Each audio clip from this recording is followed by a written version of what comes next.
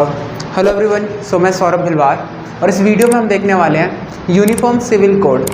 Uniform civil code ये एक ऐसा कानून है जो कि भारत में आने वाला है और बड़ा चर्चा में भी है इन दिनों।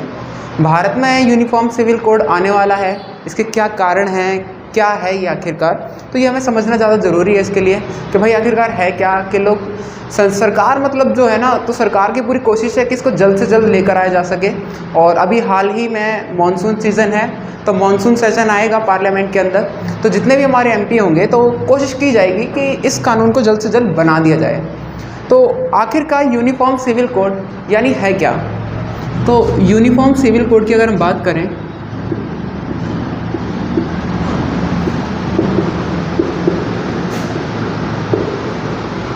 तो कुल मिलाकर देश के अंदर बहुत सारे कानून होते हैं, जैसे कि जिस कानून के तहत सभी लोगों को सजाएं मिलती है। अब उन्हीं सज़ाओं की बात होगी कि भाई सज़ा किस आधार पर दी जाए। तो सज़ा देने के लिए हमारे पास जो राइट है सज़ा देने का, पनिशमेंट देने का, तो वो जो राइट है वो है सिर्फ कोर्ट के पास। तो कोर्ट पता है क्या करता है कि कोर्ट भी इंडिया के अंदर दो तरह की कोर्ट्स हमको देखने को मिलती है। अगर हम कोर्ट्स की बात करें तो कोर्ट्स भी हमारे पास दो तरह की होती है, और उन दो कोर्ट्स में क्या होता है कि दो कोर्ट्स ना अलग अलग तरीके से फैसले सुनाती हैं, और तरीके उनके होते हैं और अलग अलग मुद्दे भी अलग होते हैं, अलग अलग टॉपिक्स होते हैं, तो इश्यूज़। तो कोर्ट भी हमारे पास दो तरह की होती है। एक कोर्ट होती है हमारी, जिस कोर्ट को हम बोलते हैं सिविल कोर्ट,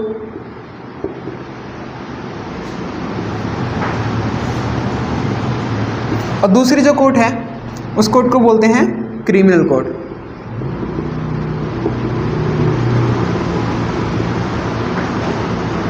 तो सिविल कोर्ट और क्रिमिनल कोर्ट, इन दोनों में एक अंतर है कि सिविल कोर्ट के अंदर कुछ ऐसे मामले आते हैं जैसे कि शादी, तलाक और बंटवारा।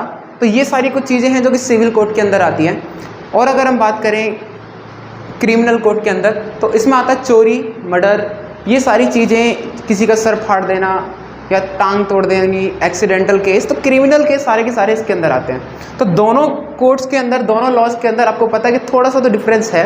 तो दोनों के जज अलग होते हैं, दोनों की कोर्ट्स अलग होती हैं और दोनों के लॉज अलग होते हैं। पर अब बात करें ना अगर क्रिमिनल कोर्ट की, तो क्रिमिनल जो लॉ होते हैं, क्रिमिनल लॉ होते हैं, ये पूरी इंडिया के अंदर सभी लोगों के लिए समान है, ठीक है ना, सभी लोगों के लिए समान है, सभी लोगों के लिए लागू होते हैं ये, तो इसमें कोई दिक्कत तो है नहीं है। जो क्रिमिनल कोर्ट्स के अंदर जो क्रिमिनल लॉज होते हैं वो सभी के लिए इक्वल होते हैं। पर अगर हम बात करें जो सिविल कोर्ट के अंदर जो सिविल लॉ होते हैं, सिविल लॉ हर एक रिलीजन के अकॉर्डिंग अलग अलग होते हैं।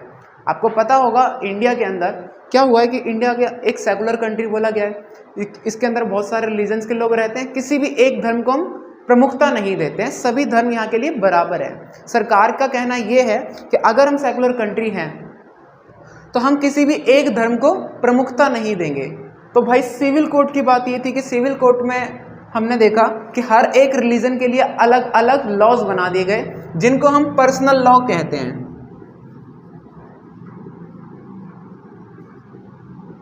तो पर्सनल लॉ क्यों बोला जाता है? पर्सनल लॉ इसलिए बोला जाता है क्योंकि हर एक रिलीजन के लिए अलग अलग लॉ बनाए गए हैं, तो पर्सनल लॉ भी बोला जाता है सिविल लॉज को। तो अब भाई मुस्लिम्स के लिए मुस्लिम लॉ बोर्ड अलग है, क्रिश्चियन के लिए अलग होगा, सिख के लिए अलग होगा, हिंदुओं के लिए अलग होगा। तो भाई इनके लिए जो यहाँ पर सजाओं के प्रावधान भी अलग हैं, और कुल मिलाकर इनके जो नियम होते हैं वो भी बिल्कुल अलग हैं। एग्जाम्पल के लिए अगर समझें, मुस्लिम पर्सनल लॉ के अकॉर्डिंग अगर देखें तो वहाँ पर एक मुस्लिम व्यक्ति 4 शादी कर सकता है। पर अगर हम हिंदू बोर्ड के अनुसार देखें तो एक व्यक्ति सिर्फ एक ही शादी कर सकता है, अगर जब तक उसके पास एक पत्नी है, एक वाइफ है, तब तक वो दूसरी शादी नहीं कर सकता, या तो डिवोर्स के बाद। वो एक आदमी हिंदू मुस्लिम के अनुसार, हिंदू रिचुअल्स के अनुसार एक आदमी एक से अधिक पत्नी एक समय पर नहीं रख सकता। तो ये ना अपना किस में आ जाता है, ये हिंदू कोड के अनुसार है। तो हिंदू कोड और मुस्लिम कोड में आपने देखा होगा इन जो लॉ होते हैं ना अलग है। तो कुल मिलाकर यूनिवर्सल ये जो यूनिफॉर्म सिविल कोड आया है ना, यूनिफॉर्म सिविल कोड का जो मेन मोटिव है वो क्या है कि सिविल लॉ जो होते हैं ना, इसके अंदर जो पर्सनल लॉ है इन सबको ख़त्म करके सभी रिलीजन के लिए एक जैसे कानून को लागू किया जाए। क्रिमिनल लॉ तो सभी लोगों के लिए है। जैसे कि आपने अगर भाई मान लीजिए किसी व्यक्ति का मर्डर हो जाता है और जिस व्यक्ति ने मर्डर किया तो उसको तो पनिशमेंट मिलेगी, और सभी रिलीजन, चाहे वो किसी भी रिलीजन से हो, उसको पनिशमेंट एक जैसी मिलेगी।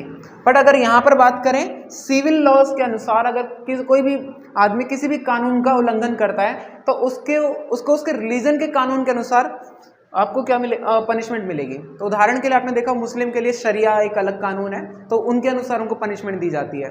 तो भारत के अब अलग अलग कानून है, आपको पता है कि हर एक रिलीजन का। तो इन सबको खत्म करने के बाद यहाँ पर क्या लाने की तैयारी चल रही है, यूनिफॉर्म सिविल कोड, जिसमें सभी लोगों के लिए एक जैसा कानून होगा। अब कुल मिलाकर समस्याएं कहाँ पर आती हैं कि लोग इसका विरोध कर रहे हैं, और विरोध करने का कारण है क्या? आखिरकार विरोध करने का जो प्रमुख कारण है वो ये है कि जो जितने भी हमारे जो माइनॉरिटीज़ हैं, इनको लगता है कि ये कहीं ना कहीं हमारे जो संविधान में जो हमको अधिकार दिए गए हैं, जो राइट्स दिए गए हैं, तो ये कहीं ना कहीं उनका उल्लंघन है, वायलेशन है। संविधान में दिए गए अधिकारों का उल्लंघन कैसे हो जाएगा? संविधान में दिए गए अधिकारों का उल्लंघन कुछ इस प्रकार हो जाएगा कि हमें आर्टिकल 25 और आर्टिकल 29, ये कुछ ऐसे आर्टिकल्स हैं जो हमको क्या देते हैं, हमको अपने रिलीजन को प्रैक्टिस करने का पूरा मौका देते हैं कि आप अपने धर्म के अनुसार अपने धर्म के नियमों को माने और उनका पालन करें। तो अगर हमने यहाँ पर यूनिफॉर्म सिविल कोड लेकर आ गए तो कहीं ना कहीं वो अपने जो धर्म के रिचुअल्स को प्रैक्टिस करते हैं वो शायद ना कर पाएँ, तो ये एक प्रॉब्लम हो सकती है। तो इस प्रॉब्लम का ही सॉल्यूशन है कि भाई एक काम करते हैं, यूनिफॉर्म सिविल कोड लेकर आते हैं, जिससे कि सभी लोगों के लिए एक जैसा कानून आएगा और आसानी से सज़ा भी सुनाई जा सकेगी।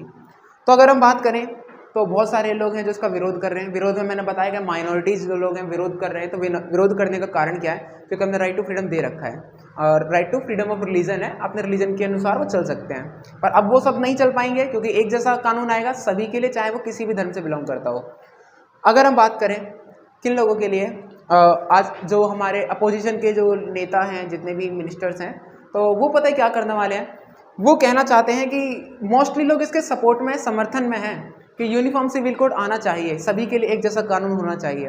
पर समस्या क्या है कि सभी के सभी लोग कह तो रहे हैं कि सिविल कोड ठीक है, आप लेकर आइए, यूनिफॉर्म सिविल कोड लेकर आइए, पर समस्या ये होने वाली है कि वो ये कह रहे हैं कि इसको लाने का जो समय है वो गलत है, क्योंकि चुनाव एकदम सर पर है, 2024 में चुनाव है, और अभी आप कोई पार्टी अगर ऐसा काम करती है जिससे कि उसको चुनाव में फ़ायदा हो, तो वाकई में विपक्षी दल को बिल्कुल अच्छा नहीं लगेगा। बाकी इसका समर्थन करने के मामले में अगर बात की जाए तो आम आदमी पार्टी हो गई, बीएसपी हो गई, मायावती, और अगर हम बात करें महाराष्ट्र से शिवसेना है, तो ऐसी बड़ी बड़ी पार्टी हैं जो कि इसका समर्थन कर रही है कि यूनिफॉर्म सिविल कोड आना चाहिए।